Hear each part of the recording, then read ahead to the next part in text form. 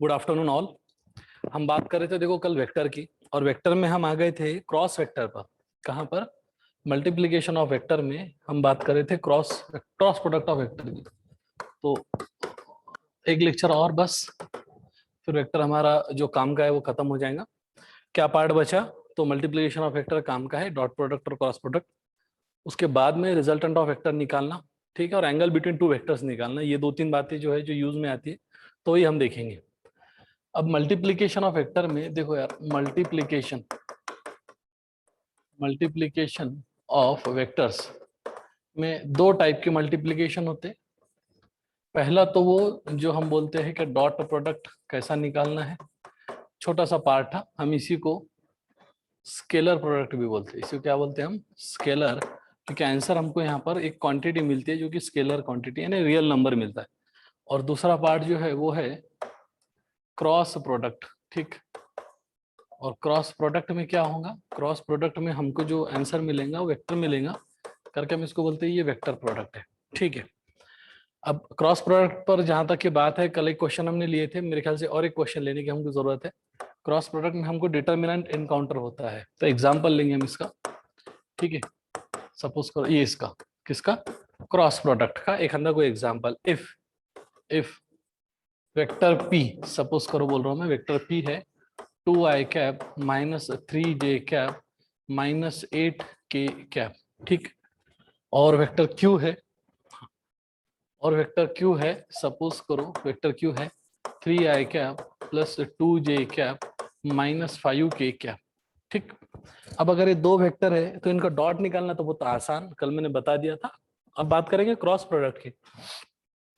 तो देखो यार, क्रॉस प्रोडक्ट में हो क्या रहा है, vector p cross vector q अगर मुझे पूछा गया है कि find the value of vector p cross vector q, तो कैसा आएगा? तो vector p cross vector q, ये क्रॉस प्रोडक्ट है। यहाँ पर प्री वेक्टर कौन है? प्री वेक्टर है हमारे पास में p, जिसको हम बोलते हैं प्री वेक्टर। और q कौन है? तो ये हमारा पोस्ट वेक्टर, बाद का। तो पहला और दूसरा वेक्टर यहाँ पर ऑर्डर मैटर करेंगी। प्री वेक्टर वेक्टर p है, और q जो है वो वेक्टर q जो पोस्ट वेक्टर है, ठीक है। अब डिटर्मिनेंट कैसा निकालते हैं? तो देखो, डिटर्मिनेंट निकालने के लिए हमने थोड़ा कल देखे भी थे कि डिटर्मिनेंट कैसा निकाला जाता, स्टिल तो यहाँ पर बात कर लेंगे। तो डिटर्मिनेंट मतलब ये 3/3 का एक डिटर्मिनेंट निकालना पड़ेगा, जिसमें का फर्स्ट रो तो फिक्स है, फर्स्ट रो हमेशा i j और k ही रहेगा, ठीक है। अब जो सेकंड रो है, सेकंड रो, तो सेकंड रो ये प्री वेक्टर के i j और k के कोएफिशिएंट रहते हैं, मतलब 2 -3 और ये हो गया -8, ओके। 2 -3 and 2 -3 and -8। और थर्ड रो यानी सेकंड रो हो गया, थर्ड रो कौन रहेगा? तो वेक्टर q का i j k का coefficient that is 3 2 and -5। Clear? अब इसको सॉल्व करना है, तो कल हमने थोड़ा टेक्निक देखे थे कि यहाँ पर प्लस कर दो, यहाँ माइनस करो, और यहाँ प्लस कर दो, अल्टरनेट। वो एक्चुअली उसके पीछे का लॉजिक है, को फैक्टर ऑफ मैट्रिक्स में देखा जाता है, जो प्योरली मैथमेटिक्स का पार्ट है, तो हम उसके डिटेल में नहीं जाना चाहेंगे। लेकिन plus minus plus alternate, plus से शुरू, फिर माइनस और फिर प्लस। अब इसको सॉल्व करने का तरीका क्या है? तो ये प्लस आई कैप, तो मैं इसको ऐसा उतारता हूं, plus I cap into determinant of, ये एक पार्ट आएगा। फिर बाद में minus J cap into determinant of this one, ठीक। फिर बाद में आएगा प्लस के कैप इंटू डिटर्मिनेंट ऑफ ये वाला पार्ट, ठीक है। ओके, ये तो समझ में आ गया होगा, प्लस आई माइनस जे प्लस के।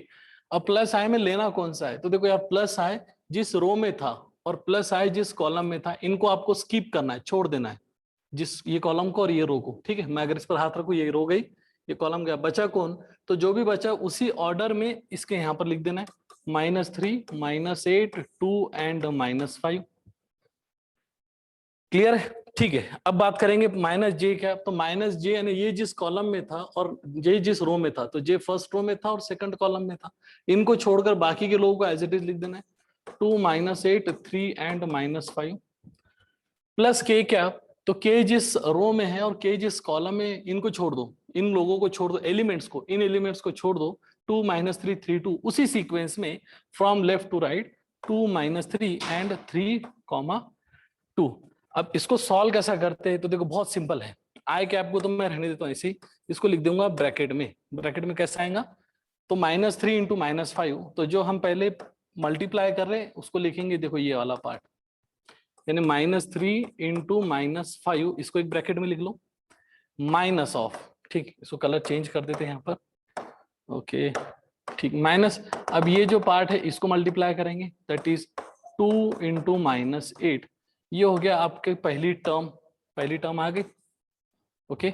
सेम स्टोरी यहां लगाएंगे, माइनस ऑफ जे कैप, ठीक, इनटू इन ब्रैकेट। अब क्या करेंगे, तो मैं येलो पेन ले रहा हूं फिर से, इसको इससे मल्टीप्लाई करेंगे, यानी 2 इंटू -5, फिर बाद में क्या बोलेंगे, माइनस, अब मल्टीप्लाई करेंगे 3 इंटू -8, तो 3 इंटू -8 वाली टर्म, यानी जो भी माइनस उसको ब्रैकेट में लिखेंगे ज्यादा बेटर, ओके। प्लस आगे बढ़ते, प्लस के कैप, प्लस ऑफ के कैप, तो अब क्या आएगा, इंटू इन ब्रैकेट, मल्टीप्लाई कर दो किसको, 2 इंटू 2 को, तो 2 into 2 minus into in bracket, अब कौन आएगा यहाँ पर मल्टीप्लीकेशन में, तो ये आ जाएगा 3 इंटू -3, ठीक, समझ में आ रहा है। हम डिटरमिनेंट सॉल्व कर रहे हैं यहाँ पर, तो डिटरमिनेंट सॉल्व करने का तरीका यह है।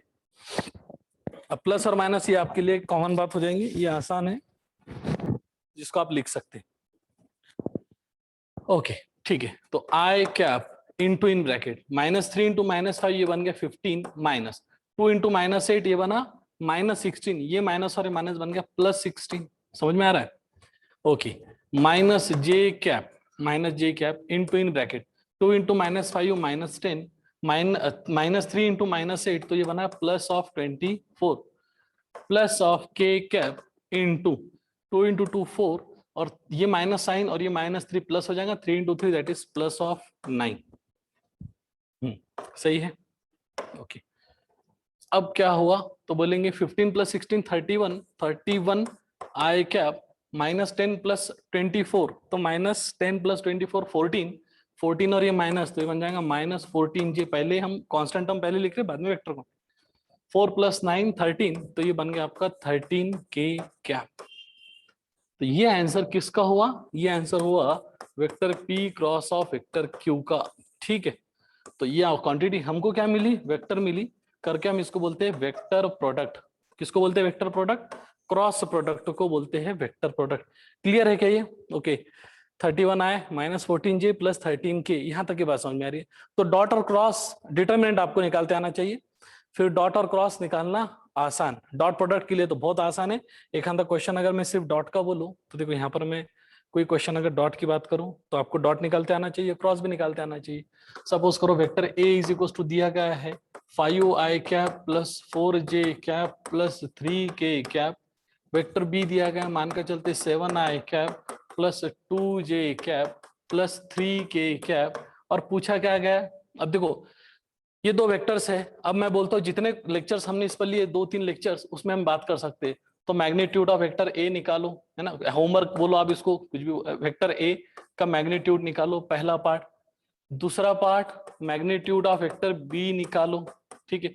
तीसरा part magnitude of vector A B इसका मैग्नीट्यूड निकालो। Fourth part vector A, magnitude of vector A, magnitude of vector A निकालने से अच्छा है vector A dot vector B निकालो। Number 5 vector A cross vector B निकालो, ठीक है। नंबर 6 हम बोलेंगे 3 times vector A + 4 times vector B की वैल्यू निकालो। Clear, that you can do very easily, समझ में आ रहा है। तो ये चीजें आप अच्छे से कर सकते हैं। देखो यहाँ तक की अगर बात समझ में आ गई होंगी तो थोड़ा आगे बढ़ते हैं आप।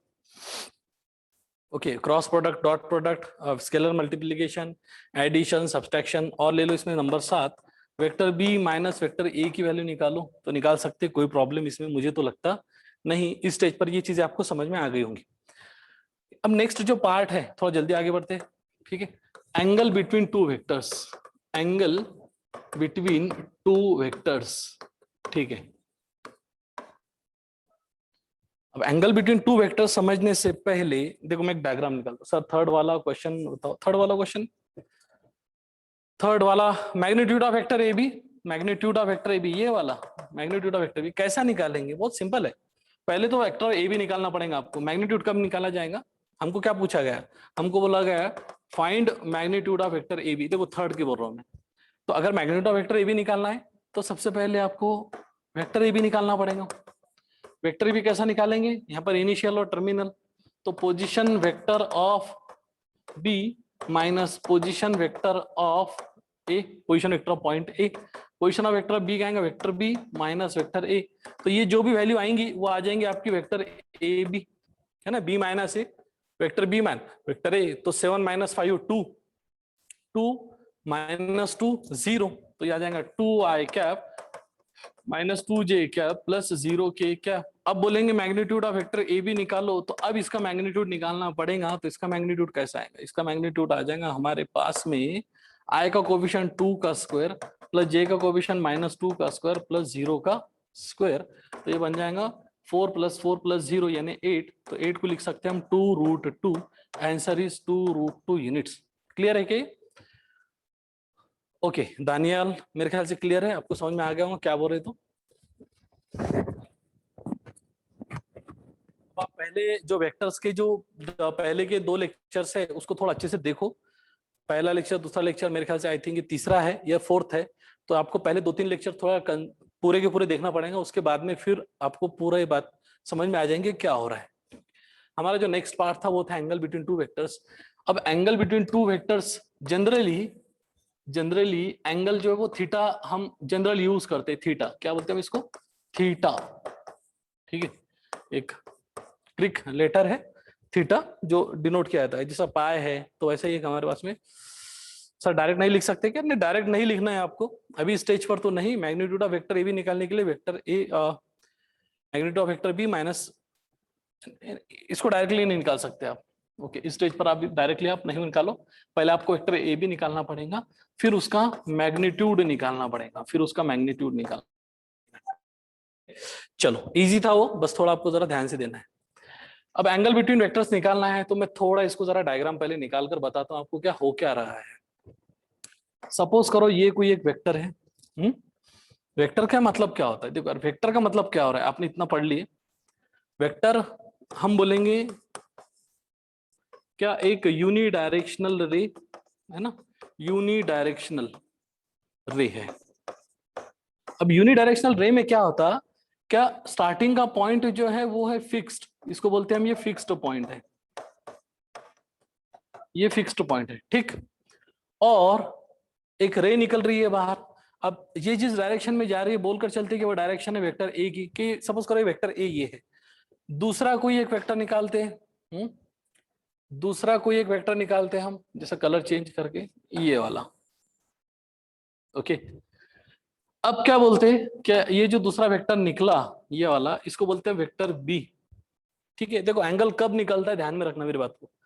एंगल दो वेक्टर्स के बीच में तब निकलता कि जब इनिशियल पॉइंट्स दोनों के सेम हो या टर्मिनल पॉइंट्स दोनों के सेम हो। सर ये क्या बोल दिए, यहां पर क्या हुआ, क्या वेक्टर ए का इनिशियल पॉइंट सपोज करो मैं बोल रहा हूं ये ओ है, ओ ओ बोल दो आप इसको, और वेक्टर बी का इनिशियल पॉइंट भी यानी फिक्स्ड पॉइंट भी ओ है, तो अब जाके आप ए और बी में वेक्टर एंगल आप निकाल सकते, ठीक है। और वो एंगल मेरे लिए अजम्पशन में है, मानकर चलते वो एंगल है थीटा। तो हमको थीटा पूछा गया, क्या find the angle between vector A and vector B, अगर उनके इनिशियल पॉइंट दोनों के सेम रहे तभी निकलेगा, ठीक है, तभी निकलेगा। अब मैं दूसरा एक केस बनाता हूं जहां पर इनिशियल पॉइंट आपके सेम नहीं रहेंगे लेकिन वेक्टर ए और वेक्टर बी है। सपोज करो वेक्टर ए मेरे पास में ये है, वेक्टर ए ये है, और सपोज करो वेक्टर बी ये है, ठीक है, वेक्टर बी ये है, राइट। और अब मुझे बोला गया क्या angle between vector A and vector B, vector A and vector B, vector A and vector B के बीच का find angle between vector A and vector B. तो यार देखो अब अगर कोई ये बोल दे कि सर ये एंगल थीटा है तो ये गलत हो जाएगा। क्यों गलत हो जाएगा? क्योंकि वेक्टर ए का इनिशियल पॉइंट तो ये है, मानकर चलते ये वेक्टर ए का इनिशियल पॉइंट ये है क्योंकि यहां से शुरू हुआ था ना। और जब हमने वेक्टर बी निकाले, अगर मैं इसको थोड़ा कलर चेंज करके लिखूं, जब हमने वेक्टर बी निकाले, देखो यार वेक्टर बी का ये वाला पार्ट है येलो वाला, तो वेक्टर बी के केस में इनिशियल पॉइंट तो ये हुआ, राइट। अब वेक्टर ए का इनिशियल पॉइंट यहां पर आ रहा, ये वेक्टर ए का इनिशियल पॉइंट है ना, इनिशियल पॉइंट यानी फिक्स्ड पॉइंट, राइट। और ये वाला पॉइंट ये वेक्टर बी का इनिशियल पॉइंट है, बरोबर है। तो हम क्या बोल रहे हैं, हम बोल रहे हैं कि भाई अगर दो वेक्टर के बीच का एंगल निकालना हो तो दोनों के इनिशियल पॉइंट फिक्स होना चाहिए, सेम होना चाहिए, ठीक। जैसा अगर हम रेस लगा रहे, ओके, दो लोग अगर सेम जगह से भागेंगे तब हम जाके डिसाइड कर पाएंगे ना कि who is the winner after some particular time, कि भाई 10 सेकंड के बाद में, 1 मिनट के बाद में, 2 मिनट के बाद में जो ज्यादा दूर तक गया या जिसने एक लाइन जो कि विनिंग लाइन वगैरह जो थी उसको क्रॉस किया तो वो विनर है। तो उस केस में जब दोनों लोग भागेंगे तो एक ऐसा नहीं है कि एक अकोला से भाग रहा और एक अमरावती से भाग रहा और वो जाके नागपुर में कहाँ मिल रहे, तब हम डिसाइड नहीं कर पाएंगे ना। दोनों को सेम जगह से स्टार्ट करना पड़ेगा, तब जाके डिसाइड कर पाएंगे कि भाई विनर कौन है इसमें से। तो सेम केस यहाँ पर लगेगा कि अगर हमको दोनों एंगल के बीच में, दोनों वेक्टर के बीच का एंगल अगर निकालना है तो ये दोनों का इनिशियल पॉइंट फिक्स्ड होना चाहिए, तब जाकर हम एंगल थीटा निकाल सकते। यहां पर ऐसा पॉसिबल नहीं होगा। सर फिर इसको करेंगे कैसा, तो इसको भी कर लेंगे, डोंट वरी, करेंगे हम इसको कि कैसा आता है। एक डायग्राम निकलता हूं मैं, चलो ठीक है, लाइट गई हुई है। सपोज करो वेक्टर ये है सपोज करो वेक्टर ए, ठीक है। इसका नाम बोल देते हैं वेक्टर ए, डायरेक्शन इधर के साइड में है, ठीक।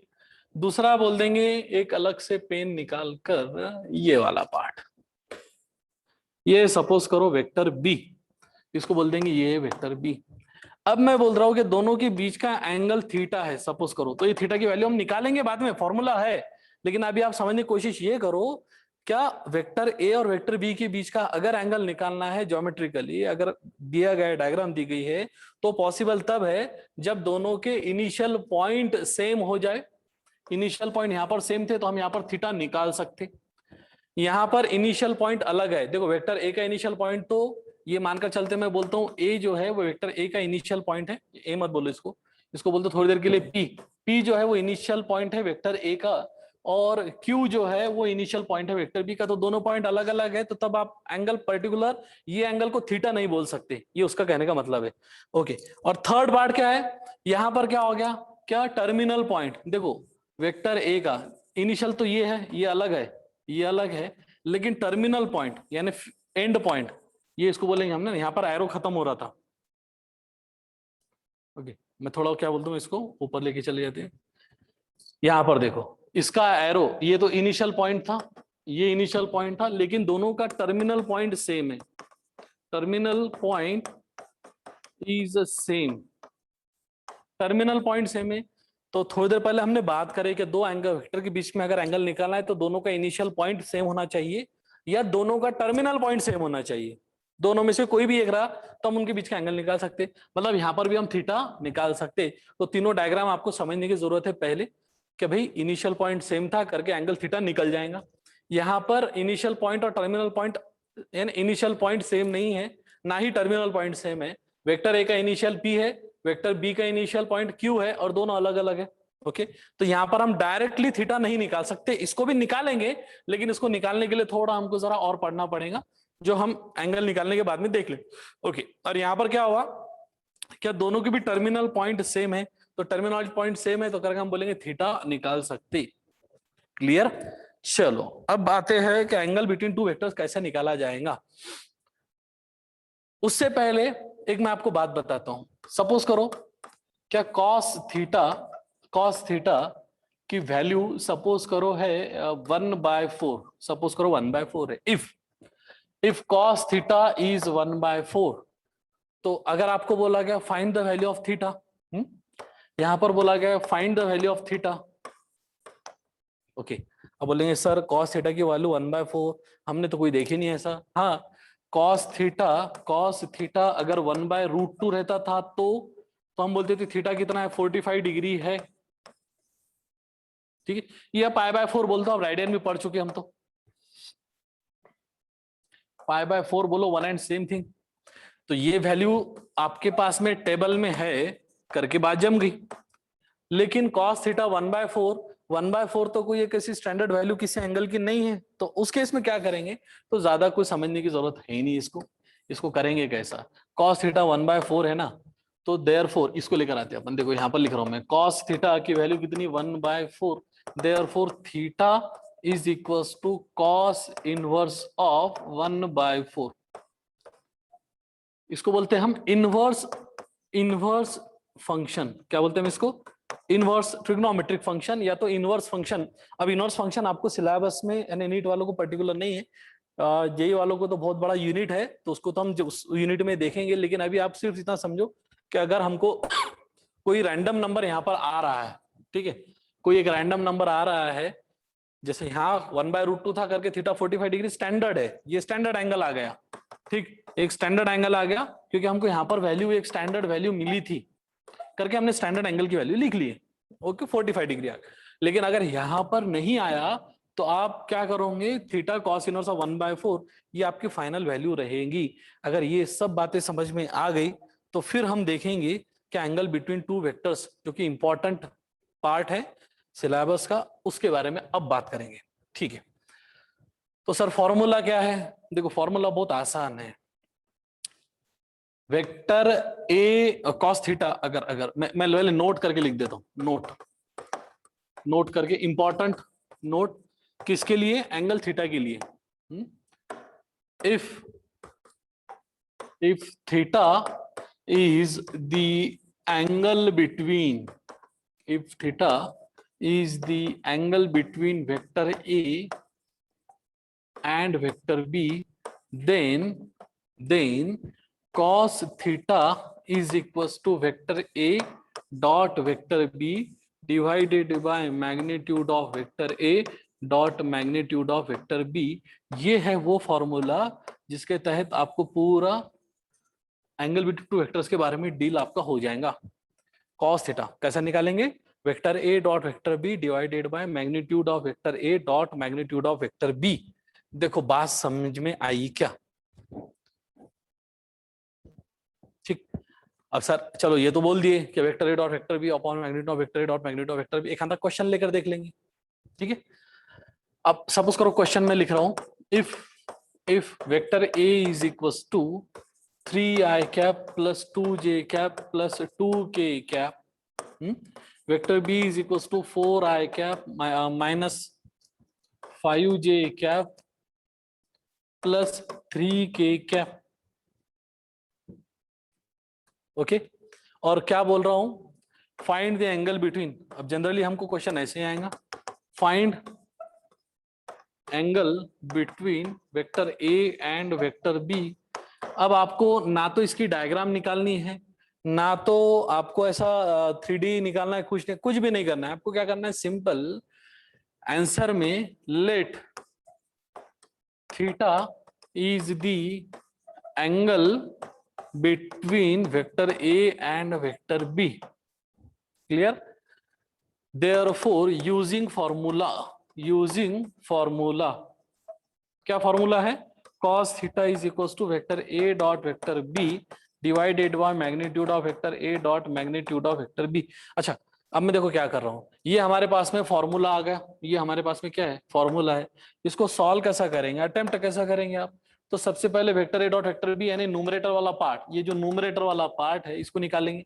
न्यूमरेटर वाला पार्ट कौन सा है, vector A dot vector B है, तो निकाल लो vector A dot vector B. कैसा आएगा vector A dot vector B, ये हमने देख चुके, वेक्टर ए की वैल्यू कितनी 322 है, यानी 3i cap plus 2j cap plus 2k cap. इसका डॉट किसके साथ में लेना है, वेक्टर बी के साथ में लेना है। वेक्टर बी कितना है, वेक्टर बी की वैल्यू कितनी है 4 - 5 3, यानी 4i cap minus 5j cap plus of 3k cap है, मल्टीप्लाई कर दो, बहुत आसान है। डॉट प्रोडक्ट कैसा लेते मैंने बताया था, डॉट है ना, क्रॉस नहीं है, क्रॉस है तो लेंथ बढ़ जाती थी। तो 3 × 4 दैट इज 3 × 4 प्लस j का कोएफिशिएंट 2 × -5 प्लस k का कोएफिशिएंट 2 × 3 दैट इज 12 - 10 प्लस 6। तो 12 - 10 2 2 + 6 ये हो गया 8। तो vector a dot vector b की वैल्यू आ गई आपके पास में 8। ये हमने न्यूमरेटर वाला पार्ट पहले निकाल लिया, समझ में आ रहा है, ओके। करेक्ट है, ठीक है। अब बात करते हैं मैग्नीट्यूड ऑफ वेक्टर ए। अगर आप इसको अच्छे से कर पा रहे हो तो मैग्नीट्यूड ऑफ वेक्टर ए अलग से निकालेंगे। ये कैसा आएगा, तो ये देखो, ये जो था ये बेसिकली वेक्टर ए था, ये जो था ये वेक्टर बी था। मैग्नीट्यूड ऑफ वेक्टर ए निकालना है तो स्क्वायर रूट ऑफ 3 का स्क्वायर है ना, आई के कोएफिशिएंट का स्क्वायर प्लस 2 का स्क्वायर प्लस 2 का स्क्वायर। तो आंसर इज 4 + 4 8, 8 + 9 रूट ऑफ 17, ठीक, units. Vector B is equal to under root of, अब क्या करेंगे, वेक्टर बी में क्या है 4 - 5 3, तो 4 का स्क्वायर प्लस ऑफ -5 का स्क्वायर प्लस ऑफ 3 का स्क्वायर, ये कितना हो जाएगा 4 का स्क्वायर 16, 3 का स्क्वायर 9, 16 + 9 25 और -5 का स्क्वायर 25, तो ये हो गया 50। तो रूट ऑफ 50 मतलब बेसिकली 5√2। ओके, कॉस थीटा क्या था, तो कॉस थीटा था vector A dot vector B divided by magnitude of vector A dot magnitude of vector B. तो हमने vector A dot vector B numerator की वैल्यू अलग से निकाल दिए थे जो कि थी 8, जो वैल्यू थी हमारे पास में 8 divided by magnitude of vector A कितना निकाले हमने, वो निकाले root of 17 into magnitude of vector B कितना निकाले, वो निकाले 5√2। तो अब करेंगे कैसा, 8 डिवाइडेड बाय 5 इंटू √17 और √2 को अंदर मल्टीप्लाई कर लेंगे, 17 into 2 that is 8 divided by 5√34। ये वैल्यू किसकी आ गई, कॉस थीटा की। अगर कॉस थीटा की वैल्यू इतनी आ गई तो हमने पहले ही नोट करके लिख दिए थे कि यार कॉस थीटा की जो भी वैल्यू आती है ना, थीटा को कॉस इनवर्स ऑफ वो वैल्यू में डाल देना, मतलब कॉस इनवर्स ऑफ 1/4 कर देते। तो यहाँ पर क्या बोलेंगे, therefore theta is equals to cos inverse of 8 divided by 5√34। ये हो गया हमारा आंसर।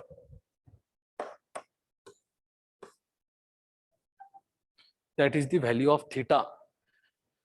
स्क्वायर रूट ऑफ 34 निकालने की जरूरत नहीं है। अगर आपको चाहिए कि देखो यार स्क्वायर रूट ऑफ 34 कितना आएगा, क्या आएगा, वो आपको निकालने की जरूरत नहीं है मेरे हिसाब से तो नहीं, ठीक है। फिर भी अगर निकालना है तो कितना आएगा, अराउंड 5.88 कुछ तो आएगा, ठीक है, 5.88 या 5.89 समथिंग कुछ आएगा, तो वो आपको निकालने की जरूरत नहीं।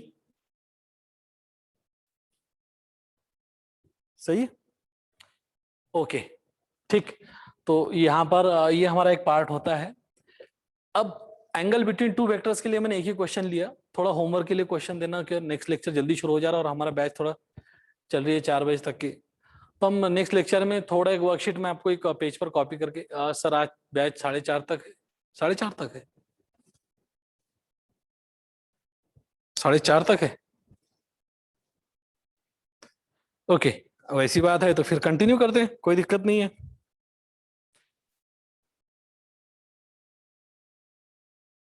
चलेगा, कोई बात नहीं, ठीक। तो समझ में आ गया क्या कर रहे हैं हम, तो यहाँ पर ओके, ठीक ठीक। तो अगर एंगल बिटवीन टू वेक्टर्स अगर निकालना है तो फिर ये स्ट्रेटेजी लगाना पड़ेगी, vector A dot vector B upon magnitude of vector A magnitude of vector B. अब यहाँ पर ये जो वैल्यू आई ना, देखो मैंने क्वेश्चन जो था वो क्वेश्चन एक रैंडम क्वेश्चन लिया था, एक रैंडम क्वेश्चन लिया था। रैंडम मतलब कि भाई वेक्टर ए मैंने मन से ले लिया, वेक्टर बी मन से ले लिया, तब जाकर मुझे एंगल जो था ना ऐसा अगड़म बगड़म एंगल मिला, कुछ तो भी वैल्यू ऐसी।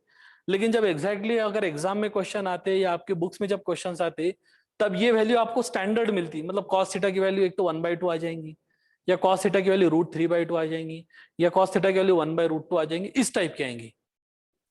ओके, ठीक है। तो प्रॉब्लम्स अगर भी आप देंगे, अगर 4:30 तक है तो हम जरा कंटिन्यू इसको करेंगे। लेकिन एंगल बिटवीन टू वेक्टर्स की बात समझ में आ गई, ठीक। अब मैं इस पे थोड़ा एक होमवर्क के लिए कुछ क्वेश्चंस आपको दे देता हूं, थोड़ा आपने एक ही क्वेश्चन को आपने बेस पकड़ना, ये फॉर्मूला आपने ध्यान में रखना है बस, ये वाला formula vector A dot vector B divided by magnitude of vector A dot magnitude of vector B, एक ये वाला फॉर्मूला ध्यान में रखना है। और दूसरा, जब कॉस थीटा की वैल्यू कुछ आ जाती है तो उसके इसमें हमको थीटा निकालना रहता है, कॉस थीटा नहीं। तो थीटा की वैल्यू कॉस इनवर्स ऑफ 1/4 आती है। कुछ वर्कआउट के लिए कुछ क्वेश्चंस देता हूं मैं।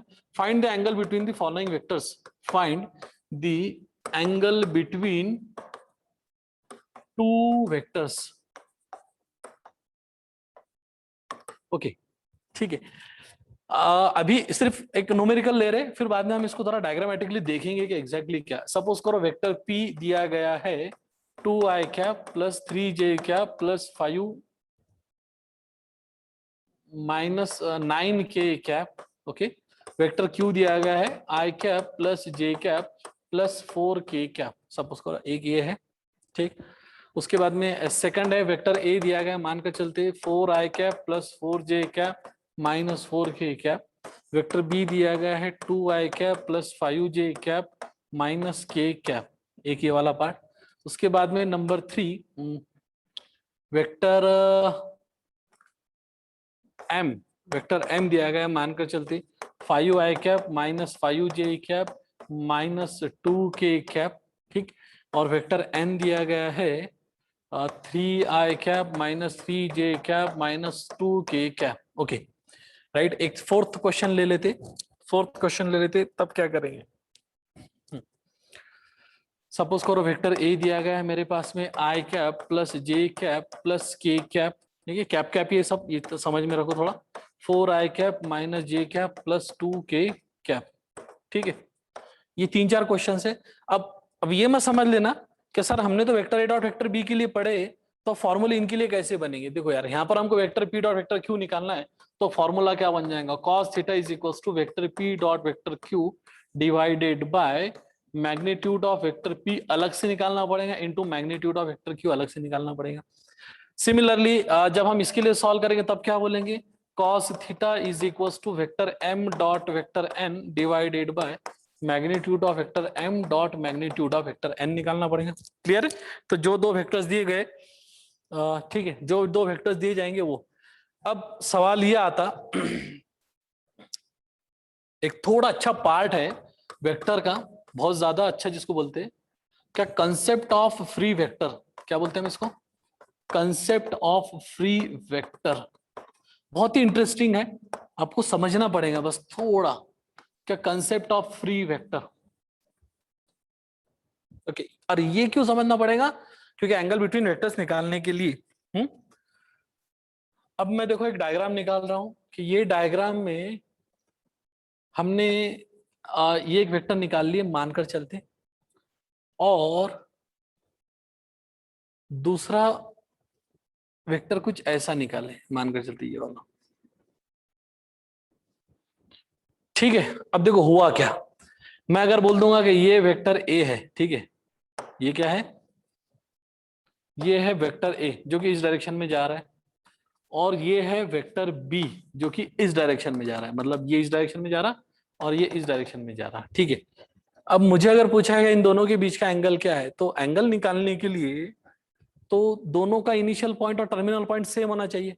वेक्टर ए का ये जो पॉइंट है ये इनिशियल पॉइंट है, इनिशियल पॉइंट है, राइट। वेक्टर बी का इनिशियल पॉइंट है ये, वेक्टर बी का इनिशियल पॉइंट ये है, तो दोनों वेक्टर के इनिशियल पॉइंट अलग अलग है, और मुझे अगर इनके बीच का एंगल निकालना है, एंगल निकालना है तो एंगल निकालना है तो मुझे दोनों के इनिशियल पॉइंट सेम करना पड़ेंगे। लास्ट क्वेश्चन के मैग्नीट्यूड में फर्क है, कौन था कौन था कौन था, मैग्नीट्यूड ऑफ वेक्टर बी 16 + 9 25 25, कहाँ गलत है भाई, वेक्टर बी 4 का स्क्वायर माइनस 5 का स्क्वायर और 3 का स्क्वायर, 4 का स्क्वायर 16, यहाँ लिख रहा हूँ 4 का square 16 plus 25 plus 9, 16 plus 25 41, 41 plus 9 50, root of 50 को कैसे लिखेंगे आप, 25 इंटू 2, और 25 को कैसे लिखोगे 5√2। सही तो है, कहाँ गड़बड़ है बताओ। सर +5 लिख दिया आपने, हाँ हाँ तो ठीक है ना, प्लस ऑफ -5 का स्क्वायर है ना, सही तो है। तो -5 का स्क्वायर भी 25 आएगा और +5 का स्क्वायर भी 25 आएगा, ओके, इंटू 5√2 सही है, ओके करेक्ट है वो। अब आप थोड़ा पीछे जाके थोड़ा देख लो, हमने जो करे वो करेक्ट है। ओके अब आते हैं सर इधर, थोड़ा इधर आए थे, देख लो एक बार टैली हो गया है क्या आपका, जो क्वेश्चन कर रहे होंगे आप वो टैली हो गया, थोड़ा चेक कर लो। दानियाल, लास्ट क्वेश्चन में मैग्नीट्यूड ऑफ बी में मिस्टेक है, मिस्टेक नहीं है बेटा, आपकी थोड़ा गलतफहमी हो रही है, थोड़ा चेक कर लो उसको, सही है वो जो हमने लिखे थे। ओके अब होता क्या है, क्या अगर मुझे इनके बीच का एंगल निकालना है तो कंसेप्ट ऑफ फ्री वेक्टर समझना पड़ेगा, यानी क्या करना है मुझे, इन दोनों के बीच का एंगल अगर निकालना है तो मुझे क्या करना पड़ेगा। अभी ये एंगल जो है इन दोनों के बीच का नहीं है, ध्यान में रखना, इन दोनों के बीच का एंगल है कि ये नहीं है, क्योंकि इनिशियल और टर्मिनल है। अब कंसेप्ट ऑफ फ्री वेक्टर से क्या होता कि मैं इसको मूव करके इधर लेके जा सकता, ऐसा। अगर नहीं समझेंगे आपको तो भी चलेगा, कोई दिक्कत नहीं। ये जो येलो लाइन है ना, इसको मैं मूव करके ऐसा लेके जा सकता, यानी आप स्पेस में वेक्टर पढ़ रहे हो, स्पेस में, ठीक। तो स्पेस में वेक्टर पढ़ रहे हो, उसका मतलब क्या हुआ, एक एक आसान भाषा में पहले समझा देता हूं। सपोज करो कि मेरे पास में कोई दो वेक्टर ऐसे थे, ये एक वेक्टर है, और दूसरा एक वेक्टर है, मानकर चलते मेरे पास में ये वाला, ठीक है। ये दोनों वेक्टर आपस में क्या है, पैरेलल है। आपस में क्या है, ये पैरेलल है ना। ये वेक्टर और ये वेक्टर मानकर चलते, ये है वेक्टर ए और ये है वेक्टर बी, तो मैं ऐसा बोल सकता हूं कि vector A is parallel to vector B. हम जब वेक्टर 3D में पढ़ते, जब हम वेक्टर 3D में पढ़ते तब क्या बोलते कि वेक्टर बी को आप उसी लाइन ऑफ फ्रेम में मूव कर सकते। मतलब ये वेक्टर बी को आप, ये वेक्टर ए जो है ना येलो वाला, इसको आप ऐसा भी लिख सकते, कोई फर्क नहीं पड़ेगा। इसको आप ऐसा भी लिख सकते, कोई फर्क नहीं पड़ेगा। इसको आप ऐसा भी लिख सकते, कोई फर्क नहीं पड़ेगा। इसको आप वेक्टर बी पर भी लेकर जा सकते।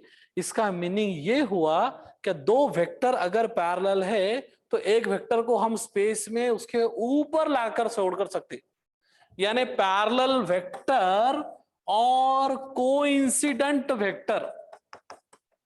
कोइंसिडेंट वेक्टर, आपने 10th में 3 टाइप के लाइन के वो कंडीशंस पढ़े होंगे कि दो लाइंस अगर परपेंडिकुलर, दो लाइंस पैरेलल है तो कंडीशन क्या आती, दो लाइंस कोइंसिडेंट है तो कंडीशंस क्या आती, दो लाइंस इंटरसेक्टिंग है तो कंडीशंस क्या आती, ठीक है ना। वो पढ़े होंगे आपने, 3 कंडीशंस आती, A upon B, a1 upon a2 is equals to b1 upon b2 is equals to c1 upon c2, conditions of incident line, ठीक।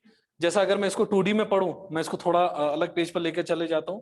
क्या 2D में अगर मैं पढ़ूं, 2D में मतलब हमने जो 10 तक के पढ़े ना वो ऑलरेडी, अगर मैं इसको 2D में पढ़ूं तो देखो 2D में कैसा आता है। ये मेरे पास में 2D है, तो मैं क्या बोलूंगा, सबसे पहले ये दोनों लाइन आपस में क्या है, ये दोनों लाइन आपस में पैरेलल है। ये दोनों आपस में क्या बोलेंगे, ये पैरेलल है।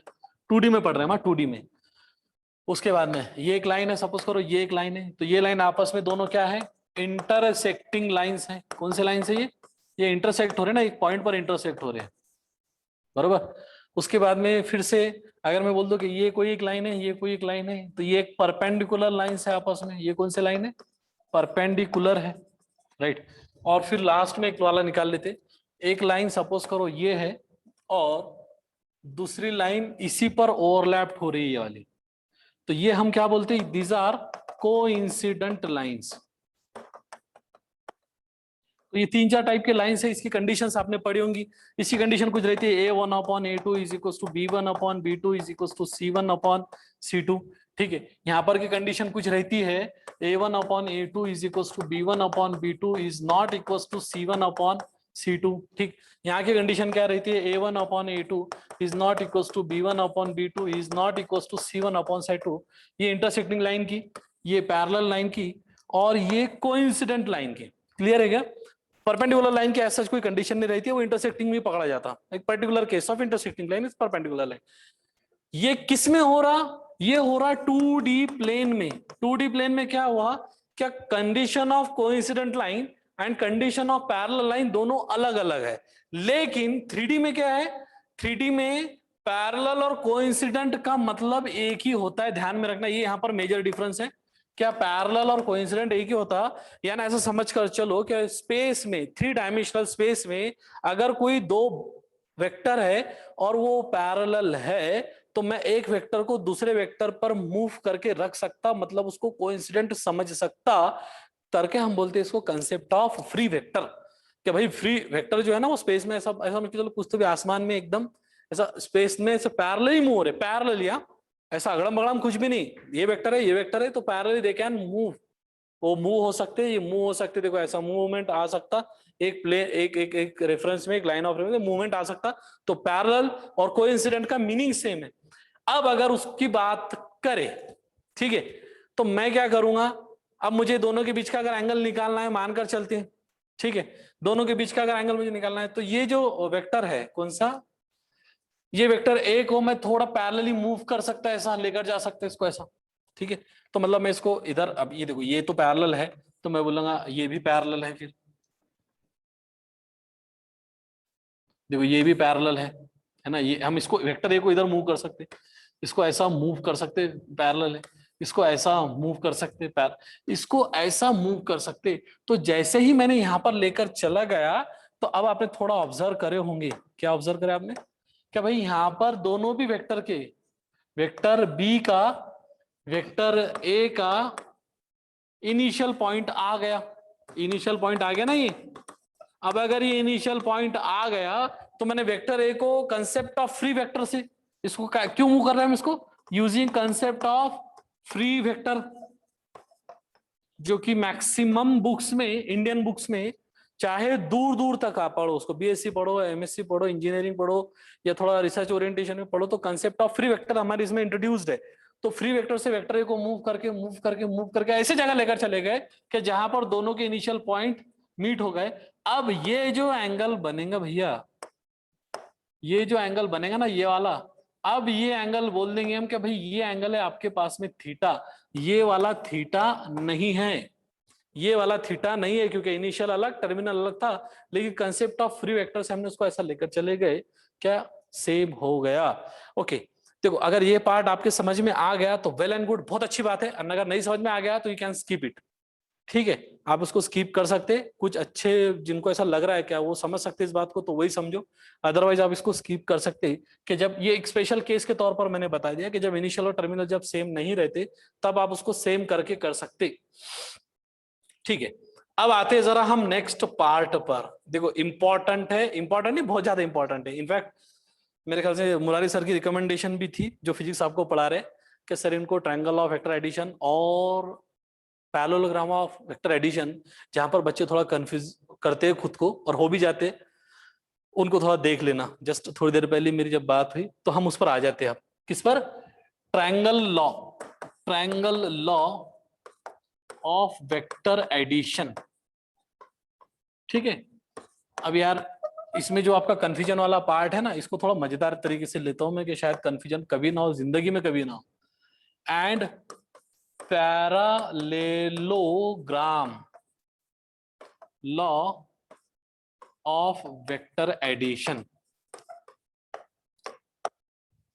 ये पर्टिकुलर रिकमेंडेशन है आपकी फिजिक्स फैकल्टी की, तो हम इसको देख लेंगे जरा, बात क्या हो क्या रहा है। ट्रायंगल ऑफ वेक्टर एडिशन और परपेंडिकुलर ऑफ वेक्टर एडिशन, जहां तक कि मुझे समझता बच्चे इसको अननेसेसरी खुद ही कंफ्यूज करते, शायद टीचर कंफ्यूज कराते या खुद कंफ्यूज करते, वो पता नहीं, लेकिन खुद ही बहुत ज्यादा कंफ्यूजन ये करते। हम इसको थोड़ा देखेंगे अलग तरीके से, कैसा, एकदम गावरान तरीके से देखना पड़ेगा इसको हमारे को। गावरान तरीका समझता है, जब कुछ काम नहीं करता ना तब थोड़ा गावरान तरीका काम कर जाता है। ओके, मैं एक ट्रायंगल निकालता हूं पहले।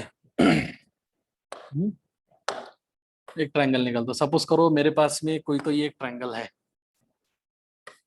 कैसे भी रहने दो। अभी मैं कोई एक पर्टिकुलर फिक्स्ड लॉ नहीं पढ़ाऊंगा, एक जनरल सिनेरियो पढ़ाता हूं आपको, कि आप कैसा भी क्वेश्चन आने दो ना,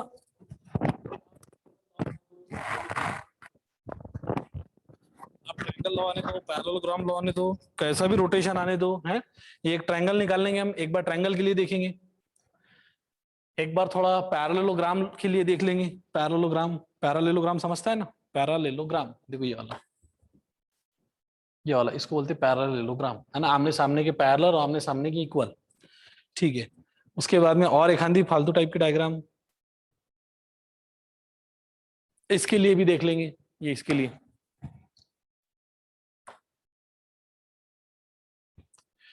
क्या फर्क पड़ता। थोड़ा यहाँ निकाल लेते, मतलब मेरे कहने का मतलब ये है कि जो बात आपको डिस्टर्ब कर रही है उसको हम थोड़ा लेवल बेस्ड पर कवर करके छोड़ देंगे, कि वो कभी भी आओ फिर कोई फर्क नहीं पड़ता। ये एक ट्रायंगल है, ठीक है। अब मैं मानकर चलता हूं कि देखो मैं इसको, अब जब मैं एरो दे रहा हूं उसको ध्यान देना, कि ये एरो सपोज करो ऐसा दे दिया, ये एरो ऐसा दे दिया, ये एरो ऐसा दे दिया। क्लियर? एग्जाम में ये एरो आपको कभी फिक्स आएंगे क्या? नहीं, तो आप उसको मेमोराइज नहीं कर सकते। ठीक, चलो नीचे आ जाते हैं। ये एरो ऐसा दे दिया, ये एरो ऐसा दे दिया, ये एरो ऐसा दे दिया, ये एरो ऐसा दे दिया। क्लियर? कैसा भी दे दो एरो, कोई फर्क नहीं पड़ता। ऐसा दो, ऐसा दो, ऐसा दो, ये इसको ऐसा दे दो, इसको ऐसा दे दो, इसको ऐसा दे दो। क्लियर? मैं थोड़ा ध्यान में रखने के लिए सिर्फ पॉइंट डाल देता हूं कि ये पॉइंट ए है, ये पॉइंट से बी है, और ये पॉइंट से सी है। A B C. अब क्या बोलते हैं हम, ये ए की तरफ आ रहा है, इसको थोड़ी देर के लिए बोलते हैं कि वेक्टर ए ना, ये ए की तरफ आ रहा है, तो ये बी की तरफ है, वेक्टर बी। कैसे बोल दो, vector A, vector B, vector C बोलो। या आप अगर थोड़ा कंफ्यूजन हो रहा है कि सर किसको ए बी बोले, सी बोले, समझ में नहीं आ रहा, इसको वेक्टर पी बोल दो, इसको वेक्टर क्यू बोलो, और इसको वेक्टर आर बोलो। ठीक है? अब देखो होता क्या, लॉ कहां से स्टार्ट बनता है ना, स्टार्ट कहां से होता है।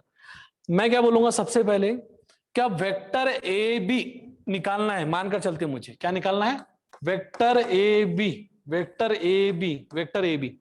तो आप डायग्राम पर से ये देखो, क्या ए से बी के तरफ एरो है क्या? ए से बी के तरफ एरो है, देखो दिख रहा है ना, यहां पर एरो है, ये एरो है ए से बी के तरफ, दिख रहा है, ये वाला एरो ए से बी के तरफ है। तो मैं इसको क्या बोल दूंगा, क्या अगर ए से बी के तरफ, ये ए से लेकर बी के तरफ जाते टाइम में अगर एरो भी उसी डायरेक्शन में है, तो मैं इसको ले लूंगा vector Q as it is, plus vector Q, in short plus vector Q. लेकिन ए से बी जाने के लिए सिर्फ ये रास्ता नहीं है, ए से बी जाने के लिए ये रास्ता नहीं है, दूसरा रास्ता कौन सा था, दूसरा रास्ता ये था कि आप भाई ए से सी की तरफ जाओ और फिर बाद में सी से बी की तरफ जाओ। That is also one of the possible way to come to B from A. Clear? अब इसको आप ऐसा ही समझो, हम उसके क्वेश्चन जो होंगे बहुत आसान लग जाएंगे बाद में। तो ए से बी की तरफ जाने के लिए वेक्टर क्यू उसी डायरेक्शन में था, तो ए से बी हम ऐसा भी जा सकते, या ए से बी हम ए से सी जाएंगे, एयरपोर्ट यहां पर भी आएंगे। अब ए से अगर सी जा रहे आप, तो फिर एरो की डायरेक्शन देखो, देखो यार उल्टा है। एरो क्या है, जब मैंने ए से सी जाने का सोचा तो एरो उल्टे डायरेक्शन में है, तो vector A B can also be return as what, A से सी जाओ, लेकिन एरो आपको विरुद्ध दिशा में मिलेंगे, यहाँ पर अपोजिट डायरेक्शन में। अपोजिट डायरेक्शन में तो जो उसके साथ में है उसको लिख दो माइनस वेक्टर पी। क्लियर? अब आ जाओ सी से लेकर बी के तरफ, यहां पर भी डायरेक्शन देखो एरो की क्या है, देखो डायरेक्शन एरो की क्या है, डायरेक्शन एरो की क्या है, हम जा रहे सी से बी की तरफ और एरो है ऊपर के डायरेक्शन में, यानी अपोजिट डायरेक्शन में, हम सी से बी जा रहे हो डायरेक्शन अपोजिट, तो माइनस वेक्टर आर। तो हम इसको ऐसा भी लिख सकते थे, देयरफॉर वेक्टर ए बी का मतलब vector Q is equal to minus vector P minus vector R, that you can also write. समझ में आ रहा है कि क्या बोल रहा हूं मैं? तो आपको एकदम गावरान तरीके से ही इसको करना है, क्योंकि आप इसको मेमोराइज नहीं कर सकते। अच्छे अच्छे बच्चे, रिपीटर्स के बच्चे मेमोराइज करते, पता नहीं क्यों, पता नहीं, आई डोंट नो, लेकिन इसको मेमोराइज करते। ठीक है, चलो इधर आ जाते हैं। अब हमने डायरेक्शन मैंने जानबूझकर डायरेक्शन उल्टी सीधी लिखी हूं। ठीक है, सपोज करो मैं बोलूंगा क्या ये ए, ये है से बी, ये है से सी, और ये है से D. Clear? A B C D 4 है, एरो के डायरेक्शंस हमने दे दिए, कोई प्रॉब्लम नहीं है इसमें, बिल्कुल भी नहीं है। अब मैं क्या बोलूंगा, इसमें थोड़ा एक ट्विस्ट करते हैं। ट्विस्ट मतलब थोड़ा मजा लेते हैं इसकी। ये क्या अपने को डिस्टर्ब करेंगे, अपन इसको डिस्टर्ब करेंगे, डोंट वरी। ये चले जाओ ए से सी, आपको क्वेश्चन आ जाता डायग्राम में देखता, देखो यार ए बी सी डी है ना, इसको बोल दो वेक्टर पी, ये है वेक्टर क्यू, ये है वेक्टर आर, और ये है वेक्टर एस, सपोज करो ये है। ठीक, और आपको पूछा जाता फाइंड वेक्टर ए सी। समझ में आ रहा है? Vector A C, vector A सी मतलब ए से सी के पास में आपको गावरान में से ए से सी तक आपको जाना है, ए से सी तक जाना है। ठीक है, हो सकता है कि पी क्यू आर एस यहां पर बोल देंगे, सपोज करो ये है वेक्टर जेड इसी डायरेक्शन में। तो अब आप ऐसा समझ सकते हैं कि इसको सर कैसा बताता हूं यार, ए से सी की तरफ जाना है ना, ए से लेकर सी की तरफ आपको जाना है, ए से लेकर सी की तरफ जाना है, तो कितने रास्ते हैं ये चेक करो। एक रास्ता डायरेक्टली जा रहा है ए से सी, देखो फ्लाइट उसी डायरेक्शन में है, उसी डायरेक्शन में है, तो मैं वेक्टर ए सी को डायरेक्टली वेक्टर जेड बोल सकता हूं। यस बोल सकता हूं, क्यों? क्या ए से सी की तरफ जाना और वेक्टर जेड भी उसी डायरेक्शन में है। अपोजिट में रहता था तो माइनस वेक्टर जेड लिखते थे, कोई इशू नहीं है। लेकिन ये एक रास्ता है क्या? नहीं, और एक रास्ता है ना, और एक रास्ता है। कौन सा रास्ता है भैया? ए से आप बी जाओ, फिर बी से आप सी जाओ। This is also one of the way. ये वे यानी पाथ वन बोल दो आप इसको, पाथ ज्यादा समझता है अच्छे से, तो ये पाथ वन ये भी चलेगा। दूसरा ए से सी के पास में जाने के लिए और कौन सा रास्ता है? तो मैं बोल दूंगा भाई आप ऐसा भी जा सकते हैं। कैसा? ठीक है, ए से डी जाओ और फिर डी से सी जाओ, ये पाथ टू है, जा सकते हैं ना? ये भी पॉसिबल है कि ए से सी डायरेक्टली जाना, वेक्टर जेड लिख दिए। ए से सी जाने के लिए एक पाथ है, ये नीचे से जाओ, ए से बी जाओ, बी से सी जाओ। अब ए से बी अगर मैं गया तो मुझे रास्ते में कौन मिल रहा है? वेक्टर पी मिल रहा है, और एरो की डायरेक्शन चेक करना है। एरो की डायरेक्शन कौन सी है? ये एरो की डायरेक्शन इंपॉर्टेंट है। यहाँ पर एरो की डायरेक्शन क्या है? अपोजिट है। तो मैं इसको वेक्टर एसी को यानी पाथ वन से वेक्टर एसी कैसा निकालूंगा? Vector AC can be return as A से बी जाओ तो वेक्टर पी है, वेक्टर पी अपोजिट डायरेक्शन में करके माइनस वेक्टर पी, और ऊपर जाओ बी से लेकर सी तो वेक्टर क्यू है। वेक्टर क्यू की डायरेक्शन देखो, बी से सी जा रहे थे ना, तो उसी डायरेक्शन में था वेक्टर क्यू, तो प्लस वेक्टर क्यू। बात समझ में आ गई? तो this is also one of the possible way. Third यानी पाथ टू। अब पाथ टू में क्या बोलेंगे हम? पाथ टू में क्या बोलेंगे? Vector AC can B, vector AC can B. ठीक है, देखो यार वेक्टर एसी का और तीसरा दूसरा पाथ कौन सा है? क्या ऐसा जाओ या ऐसा जाओ? ए से डी जाओ, डी से सी जाओ, है ना? ओके, कोई बात नहीं, चले जाएंगे। ए से डी जाएंगे तो वेक्टर एस लग रहा है, एरो भी उसी डायरेक्शन में, मतलब हमको एक्स क्या लेना है? वेक्टर एस पॉजिटिव लेना है, प्लस वेक्टर एस, प्लस लिखने की जरूरत नहीं, प्लस वेक्टर।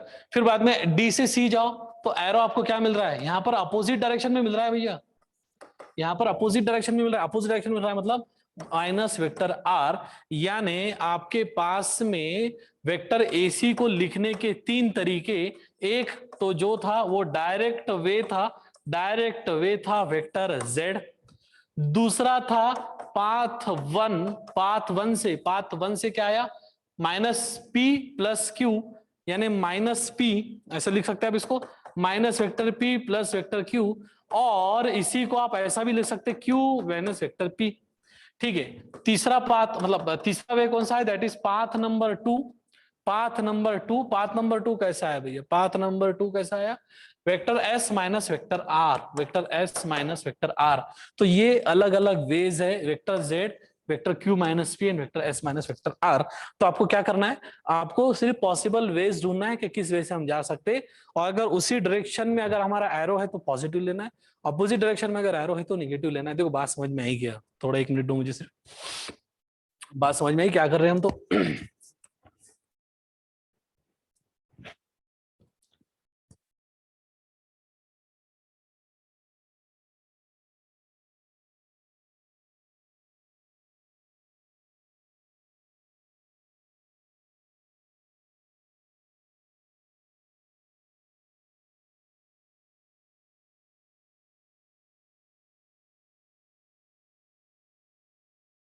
ठीक है, तो बात समझ में आ रही है क्या कर रहे हैं हम? तो ये part one, part two, part three. अब ये मैंने आपको ले लिया कैसा? ये हमारी जो बात हुई वो बहुत ही ज्यादा गारौन वे में बोलो आप इसको। जब क्वेश्चन आपको आता तब इतना डिफिकल्ट नहीं, लेकिन अब आपको कैसा भी क्वेश्चन आ जाओ तो आप इसको अच्छे से डील कर पाएंगे, मेरा मानना है बिल्कुल 100% डील कर पाओगे। जैसा मैं एक डायग्राम निकाल के देता हूँ, ये वाले, ठीक है, ये वाली डायग्राम निकालता हूँ और आपको बोलता हूँ क्या वेक्टर, ये सपोज करो पॉइंट ए है, ये है पॉइंट बी, ये है पॉइंट सी, ये है पॉइंट डी, ये है ई, और ये है एफ, और आपको पाथ है यहां पर निकालना ए से लेकर डी। ठीक है, यहां पर लेता हूं मैं vector P, vector P arrow लेता हूं ऐसा, वेक्टर क्यू एरो लेता हूं ऐसा, वेक्टर आर एरो लेता हूं ऐसा, vector S vector m, vector n, ठीक। और ये एरो लेता हूं डायरेक्टली, ए डी वाला एरो लेते हैं, सपोज करो वेक्टर z। क्लियर है? एरोज हमने थोड़ा पलटा दिए, इधर उधर कर दिए, कोई फर्क नहीं पड़ता, आप कैसा भी रहने दो उसको, हमको तो क्या पता है। अगर मुझे ये बोला गया क्या फाइंड वेक्टर ए डी, ठीक है, तो यार वेक्टर ए डी मतलब मैं ये समझूंगा कि मुझे शुरू कहां से करना है। इनिशियल पॉइंट है मेरा ए, इनिशियल कौन है मेरा, इनिशियल पॉइंट है ए, टर्मिनल पॉइंट है कौन है, टर्मिनल मतलब एंड पॉइंट, टर्मिनल पॉइंट है डी। तो मेरा इनिशियल पॉइंट ए है, इनिशियल पॉइंट है ए, टर्मिनल पॉइंट है डी। तो मुझे ए से डी के पास में जाना है, तो कितने पाथ है, यहां पर भी कितने पाथ लग रहे हैं, 3 पाथ है। एक डायरेक्टली चले जाओ आप, तो जो डायरेक्टली है उसको बोल सकता हूं मैं vector A D is equal to vector Z, क्योंकि क्या हुआ, ए से डी जाना था ना, एरो भी उसी डायरेक्शन में था, तो करके डायरेक्टली बोल दिया जेड। दूसरा, हम ये पाथ से जा सकते थे, देखो ये वाला पाथ जो है ए से, पाथ 1 बोल दो आप इसको, पाथ वन, ठीक। अब यहां पर क्या होगा कि आपको पता है कि जिस डायरेक्शन में हम जा रहे हैं, देखो ये एरो उसी डायरेक्शन में, यहां पर अपोजिट है, यहां पर भी अपोजिट है, तो जो सेम डायरेक्शन में है उसको पॉजिटिव लेना है। तो हम इसको ऐसा भी लिख सकते थे, वेक्टर पी सेम डायरेक्शन में, ये पाथ 1 से, फिर बाद में माइनस वेक्टर क्यू, फिर माइनस वेक्टर आर। क्लियर है? ये पहला डायरेक्ट वे, ये पाथ 1। अब बात करते हैं पाथ 2 की। तो पाथ 2 कैसा निकला, पाथ 2 मतलब ये वाला, देखो यानी ए से एफ गए, एफ से ई गए, ई से डी गए, डायरेक्शन चेक कर लो, ये सेम डायरेक्शन में, ये सेम डायरेक्शन में, ये अपोजिट डायरेक्शन में, ये भी अपोजिट डायरेक्शन में। तो क्या हो जाएगा, ये n था, m था, s था, तो पहला जो n था वो सेम डायरेक्शन में करके पॉजिटिव n, दूसरा जो m है वो अपोजिट डायरेक्शन में करके माइनस वेक्टर m, और तीसरा जो है वो है अपोजिट डायरेक्शन में, तो माइनस वेक्टर s। तो सिंपल है। अब आप कैसे भी क्वेश्चन क्यू करेक्ट है, क्यू माइनस आर नहीं आएगा ना, Q minus Q, P minus Q minus R है वो एक्चुअली, करेक्ट है, एडी पी माइनस क्यू है सर। क्लियर है? ये है इसके थोड़ा एक बेस्ट वे थोड़ा पढ़ने का, कि रिजल्टेंट हम ट्रायंगल लॉ और वेक्टर, मैं बोला ट्रायंगल और पैरेललोग्राम पूछते, तो ट्रायंगल पूछने दो, पैरेललोग्राम पूछने दो, हेक्सागन पूछने दो, ऑक्टागन पूछने दो, हम तो पकड़ कर बैठ जाएंगे कि भाई शुरू कहां से करें, खत्म कहां करना है, और कितने वेज है जाने के लिए।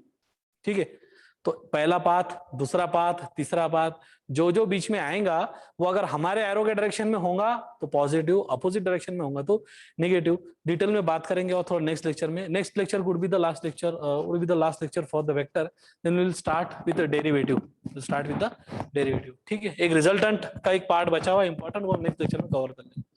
ओके।